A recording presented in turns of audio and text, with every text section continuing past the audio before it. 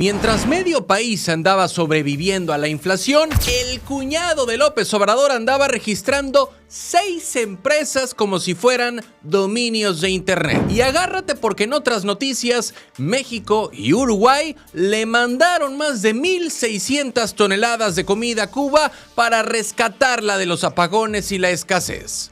Lo curioso es que Claudia Sheinbaum mande ayuda humanitaria a la isla cuando aquí todavía faltan medicinas. Quédate, porque aquí no nos guardamos nada. Soy Rodrigo Crosa y esto es el Noti Express. ¡Arrancamos!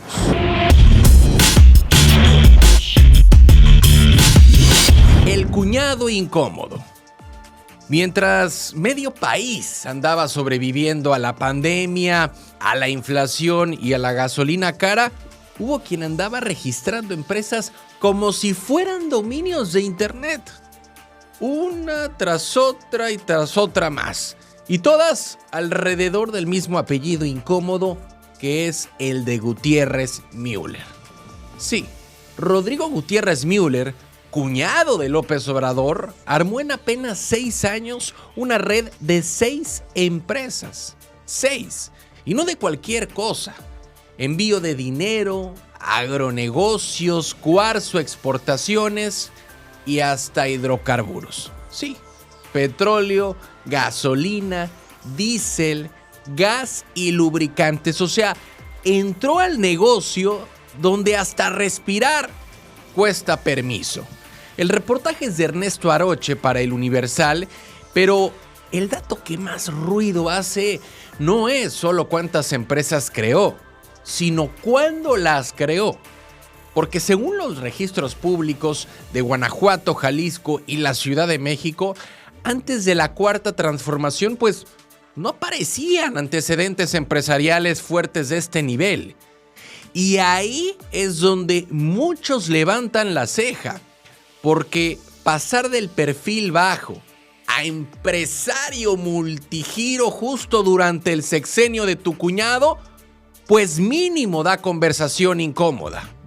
Y es que lo que tanto se llegó a criticar en sexenios anteriores, pues estamos observando que es una contradicción con lo que ocurrió, porque entre todas las compañías de este personaje declararon un capital social de 11.4 millones de pesos y 2.2 millones de pesos fueron aportados directamente por él. Ahora, 11 millones no convierten obviamente a nadie en Carlos Slim ni Salinas Pliego, pero tampoco es, pues emprendí vendiendo fundas para celular. O sea, ya es una estructura. Son notarías, son socios, operaciones internacionales y nombres bastante conectados. Porque además no eran 2 amigos y ya. La red suma 46 personas entre socios y fedatarios. Y ahí aparecen inclusive alcaldes, líderes sindicales, funcionarios estatales y empresarios de Jalisco, Colima y Veracruz. Uno de ellos, Arnulfo Espinosa Tolentino, que fue alcalde de Ixhuatlán de Madero entre 2022 y 2025 y terminó asociado en Keter Energy, que es la empresa creada para estar comercializando hidrocarburos. Una casualidad muy energética, como dirían en campaña. Y ojo con esto, porque en septiembre pasado registraron Keter Energy ante un notario de Zapopan, dedicada a comprar, a vender, a importar, a exportar, a almacenar y hasta transportar combustible. O sea, prácticamente todito. Gasolina, petróleo, diésel, aditivos, o sea, el paquete completito. Y no abrieron una cafetería, se metieron directo a uno de los sectores más vigilados y más rentables del país. Pero también está el otro lado, porque en julio del 2020 constituyeron Conectividad Logística Internacional Portuaria Colomo Campos, que bueno, esta empresa en realidad está en Manzanillo, Colima, y está enfocada en exportar productos agrícolas, ganaderos y forestales. Pero entre los socios aparecen líderes agropecuarios, transportistas y empresarios de construcción. Así que más que sociedad mercantil, parece una mesita VIP del networking regional. Nomás faltaba que rifaran candidaturas en la sobremesa. Ahora, donde el tema se pone más delicado es en las empresas del bienestar, envíos del bienestar, pagos del bienestar, transferencias del bienestar y hasta pagos del bienestar LCC en Estados Unidos. Todas están enfocadas en mover dinero entre México y Estados Unidos y sí, usar la palabra bienestar en negocios privados de remesas suena pues obviamente tan institucional que por momentos parece programa social del gobierno. Ya no sé si es un marketing fino o una confusión muy conveniente. Además, dos nombres ligados a esta estructura, Brian Ronald Cleland y Carlos Alberto Grijalva, que fueron acusados en Estados Unidos por presunto lavado de dinero. Y bueno, aunque Hacienda y la UIF dijeron que revisaron las empresas y no encontraron irregularidades, pues el comunicado salió rapidísimo. En cuestión de días y durante un fin de semana, prácticamente en velocidad récord. Vaya, ni cuando reportas cargos no reconocidos te atienden tan rápido. Y aquí viene la parte más incómoda y más sensible, porque más allá de si es legal o no, políticamente sí genera ruido el hecho de que familiares tan cercanos al poder construyan redes empresariales tan amplias justo durante el sexenio. Porque Morena llegó criticando precisamente este tipo de relaciones entre política, negocios y círculos familiares. Por eso el tema termina pegando más, porque cuando estabas en la oposición señalando compadrazgos, el reflector después se vuelve doblemente incómodo. Y aquí el problema no es emprender, no es emprender. El problema es la percepción de cercanía con el poder. Porque en México, cuando un apellido está ligado a la presidencia, automáticamente la gente sospecha de posibles privilegios. Y obviamente esa desconfianza no se quita con un comunicado en fin de semana, menos cuando hablamos de combustibles, de transferencias de dinero y de socios tan conectados políticamente. No hay pruebas públicas de contratos con gobiernos, correcto, pero el debate ya está instalado, porque cuando una red empresarial despega justo durante el sexenio más poderoso del país y además toca remesas, exportaciones y combustibles, pues la percepción pesa más que el discurso. ¿Cansados de las mismas noticias de siempre? Con los mismos de siempre. Aquí lo contamos sin rollos, directo y diferente. Dale click a la campanita, suscríbete y entérate de lo que de verdad está pasando en Veracruz y en la política. Información nacional. México y Uruguay oxigenan a Cuba. Hay países que mandan discursos y hay países que mandan comida, porque mientras Cuba sigue atorada entre apagones, escasez y una presión económica que ya parece permanente, apareció un barco cargado con más de 1,600 toneladas de ayuda desde México y Uruguay. Sí, así de grave está el asunto y ojo con esto porque Miguel Díaz-Canel, el presidente de Cuba, no solo agradeció el cargamento, también lanzó un mensaje bastante incómodo. Habló de bloqueo de Estados Unidos, habló de días muy difíciles y prácticamente dejó claro que la crisis ya no se puede maquillar con propaganda ni discursos revolucionarios. Porque una cosa es resistir y otra muy distinta es depender de ayuda internacional para alimentos y artículos básicos. Y mientras tanto, pues la presidenta Claudia Sheinbaum aparece en medio de esta escena enviando apoyo humanitario a la isla, justo en un momento donde cualquier gesto hacia Cuba termina convertido en mensaje político internacional. Y es que es ahí donde empieza lo delicado, porque habrá quienes digan que es solidaridad latinoamericana, pero otros ya están preguntando por qué México manda ayuda afuera, pues cuando aquí también hay zonas completas peleándose por medicinas, por agua y por seguridad. Y espérate porque Uruguay también se sumó. Los mismos gobiernos que hace años evitaban acercarse demasiado a La Habana, hoy vuelven a aparecer en la foto. Qué rápido cambian las distancias diplomáticas cuando la región empieza a tensarse otra vez. Porque esto ya no parece solamente un cargamento.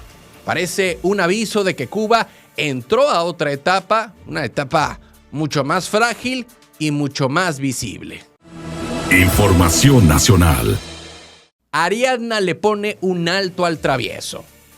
Qué rápido pasa alguien de narcopartido a querer una candidatura con Morena, sí. Así está el nivel de desesperación política rumbo al 2027, porque ahora Morena salió públicamente a ponerle freno a Jorge el Travieso Arce, el mismo que hace nada estaba compitiendo con el PAN y aventándole golpes al obradorismo desde entrevistas y redes sociales. Jorge Arce. Nosotros no lo tenemos afiliado en Morena. A Morena no se le ha hecho un planteamiento de querer ser candidato por parte de nosotros. Sí, ojo con esto, porque no fue cualquier rechazo. Ariadna Montiel prácticamente dijo que con ese historial, aquí no.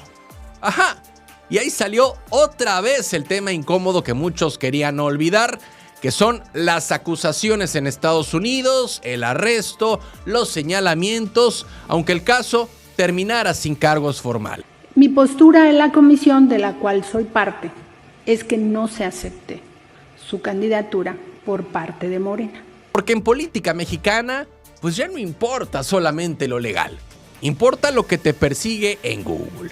Pero espérate, porque el problema no terminó ahí. También le cerraron la puerta a Saúl Monreal para Zacatecas, sí, otro apellido pesado de Morena, y la razón fue todavía más delicada: el nepotismo, la palabra que Morena prometió combatir, aunque durante años muchos crecieron exactamente bajo esa misma lógica familiar. Deben tener una trayectoria impecable. Qué curioso que cuando eran otros partidos se llamaba vieja política, pero cuando toca casa propia ya empieza la incomodidad interna. Y mientras tanto, en Sinaloa apareció otro incendio, porque ya empezaron a sonar nombres vinculados por rumores y acusaciones con el narco para el 2027, y pues Morena tuvo que salir a decir que solo aceptarán perfiles intachables. Pero el problema es que en México esa palabra cada vez dura menos, porque todos hablan de limpiar la política hasta que llegan las elecciones, y entonces vuelven a aparecer los mismos de siempre, pero ahora con otro color. Información nacional. Maru Campos boicotea a Morena. Cuando un gobierno empieza a bloquear carreteras para frenar una marcha, algo ya se salió de control. Y eso fue exactamente lo que pasó en Chihuahua, donde miles de personas llegaron a protestar contra Maru Campos. Pero Morena asegura que mucha más gente se quedó atorada por retenes y bloqueos en los accesos. Entregar a los demás gobernadores, alcaldes, diputados. Sugiérame nombres. Que estén Andrea Chávez, Ariadna Montiel. Ajá, así de tenso se puso el ambiente, porque esto ya no fue solamente una marcha política. Esto terminó convertido en una pelea abierta entre el gobierno estatal panista y Morena rumbo al 2027. Y ojo con lo que dijeron frente a Palacio de Gobierno, porque acusaron a Maru Campos de violar la soberanía nacional, de permitir operaciones con agentes extranjeros y hasta de utilizar instituciones estatales para destruir pruebas. Sí, así de fuerte escaló el discurso, y mientras todo eso pasaba, Morena aprovechó para meter otro golpe incómodo. Compararon la estrategia de seguridad de Chihuahua con la época de Felipe Calderón. Para recabar las firmas de quienes exigimos justicia y el juicio político contra María Eugenia Campos. O sea, prácticamente dijeron que el PAN quiere regresar a la guerra que incendió el país hace algunos años. Es un tema definitivamente bastante incómodo, pero aquí viene lo delicado, porque Chihuahua sí está entre los estados más golpeados por la violencia, y eso convierte cualquier protesta en un terreno peligrosísimo políticamente. Y claro, también apareció el tema electoral de que ya no pueden ganar en las urnas, dijeron desde el templete, y qué curioso, faltan algunos meses o más de un año para la elección, pero todos ya están hablando como si la campaña hubiera arrancado. Y mientras tanto, comunidades rarámuri denunciaron abandono, destrucción del bosque y miedo, porque detrás del pleito entre partidos sigue habiendo un estado donde la violencia, el crimen y el desgaste político ya empezaron a mezclarse demasiado. Y cuando un gobierno y oposición se acusan mutuamente de traicionar al país, pues eso normalmente termina en algo mucho más grande que una simple marcha. Noticias locales. Nale se hartó y compra 60 ambulancias. Cuando un gobernador de Morena dice públicamente "ya me desesperé con el gobierno federal", ojo, porque algo no está caminando como prometieron. Y eso fue exactamente lo que hizo la gobernadora de Veracruz, Rocío Nale. Sí, la misma Rocío Nale salió a reclamar que el IMSS Bienestar no ha mandado ambulancias al estado. Pues no ha sido muy fácil en término administrativo y burocrático. Ajá, el mismo sistema de salud que se supone iba a resolver el desastre hospitalario del país. Y mientras seguían esperando, Rocío Nale decidió comprar 60 ambulancias por cuenta propia. Pedimos las 60 ambulancias. Hoy estamos entregando 30. ¿Y en 15 días, Elizabeth? A fines de mes llegan las otras 30. Porque una cosa es presumir cifras en conferencias y otra muy distinta es tener cómo trasladar pacientes en emergencias reales.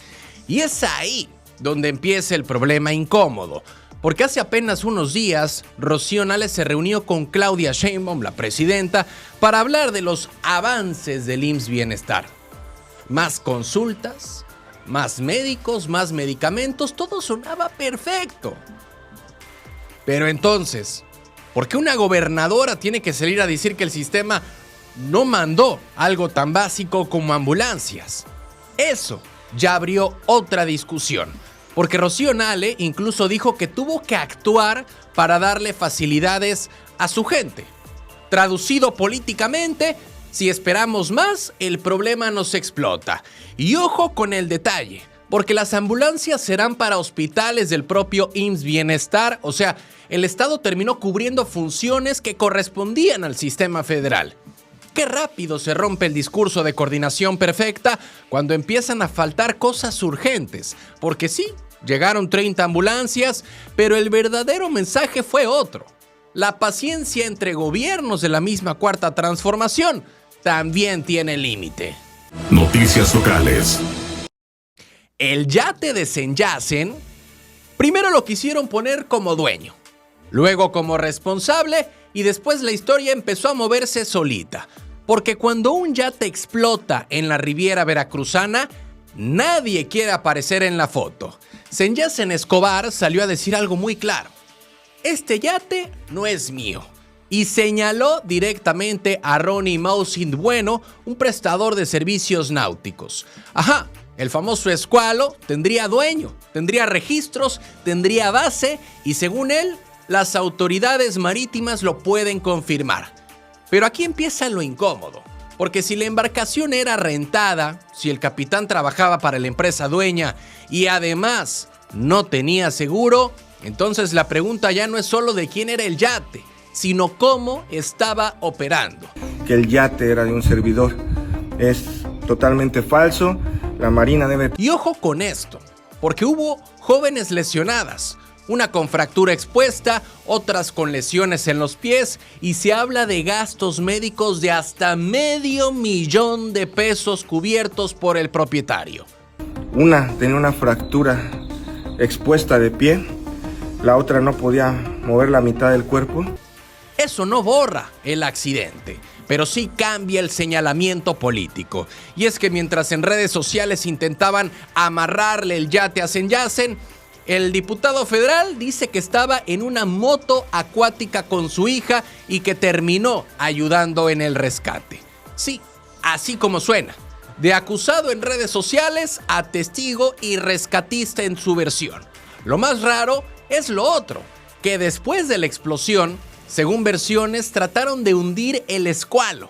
Y cuando alguien quiere hundir algo tan rápido, pues normalmente no es solo el barco lo que quieren desaparecer. Noticias locales. El proyectazo de Rosa María. En Veracruz ya no prometen grandes transformaciones.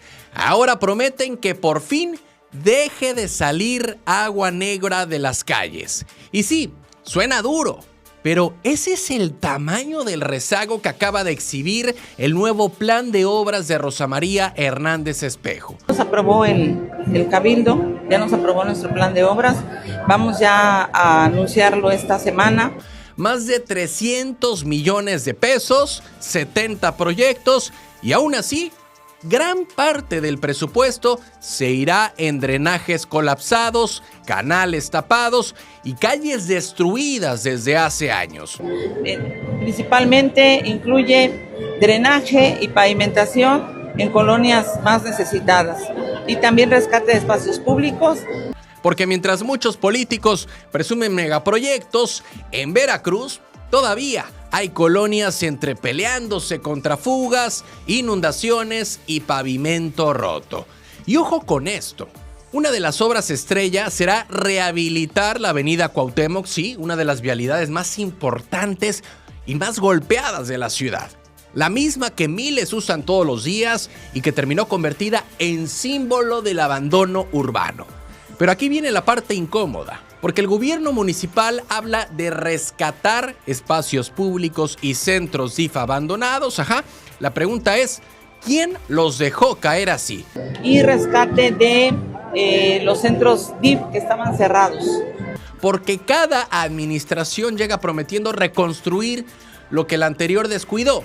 Y mientras tanto, la ciudad sigue parchándose por pedazos. También anunciaron limpieza de 25 canales pluviales, lo cual suena bien. Hasta que recuerdas que Veracruz, cada temporada de lluvias, revive el mismo caos. Llámese inundaciones, drenajes reventados y colonias bajo el agua. Y es que, aunque el plan ya fue aprobado, todavía falta algo clave: el calendario real. Porque en política mexicana anunciar obras es relativamente fácil. Lo complicado empieza cuando la gente quiere verlas terminadas y no solo pintadas en una lona de campaña. Noticias locales. Atropellan a abuelito y lo dejan sin caminar. A don Onésimo no lo dejó tirado solamente una motocicleta. También lo dejó tirado la gente que prometió ayudarlo. Tiene 77 años y era albañil. Y todavía seguía trabajando porque en este país, pues bueno, jubilarse muchas veces significa simplemente morirse más lento. Hasta que llegó la ambulancia y me levantaron. Pero cuando yo estaba en el hospital, ya fue que un señor se hizo cargo, dijo que se iba a hacer cargo. Pero desde el 16 de abril ya no puede caminar normal. Todo por un atropellamiento en calles de Minatitlán que prácticamente le cambió la vida en segundos. Y ojo con esto, porque él recuerda perfectamente el momento. Varios carros le cedieron el paso, vio una motocicleta a unos metros, pensó que se iba a detener y después solo sintió el golpe. Lo aventaron varios metros, terminó hospitalizado, policontundido, con dolores en la cadera, la pierna inflamada y semanas enteras sin poder levantarse de la cama. Pero aquí viene lo más indignante, porque después del accidente apareció un hombre prometiendo hacerse responsable. Dijo que ayudaría, que regresaría con medicamentos, que no lo dejaría solo y desde entonces ya no contestan ni el teléfono. Qué rápido desaparece la responsabilidad cuando toca pagar las consecuencias. Y mientras tanto, don Onésimo sigue sentado en un sillón viendo cómo se le fue el trabajo, cómo se le fue el dinero y hasta un proyecto que tenía para criar mojarras y sobrevivir un poco mejor. Tuvo el teléfono y le hablaron una vez y respondió, pero ya después le hablaron cuando se me hinchó una pierna. Entonces ya dijo que, pues nada más la señora fue la que contestó. Porque sí, todavía tenía planes, todavía quería seguir produciendo, pero ahora hasta moverse es un problema. Y hay algo todavía más duro, no es solamente él, también está su esposa de 72 años cuidándolo sola, dos adultos mayores intentando resolver una tragedia que alguien más provocó, mientras el responsable pues simplemente se esfumó. El reportaje es de Omar Vázquez Valencia para Imagen del Golfo y honestamente retrata una realidad que muchísima gente conoce demasiado bien. Porque en México muchas veces el golpe más fuerte no es el accidente, es descubrir que después, pues nadie responde.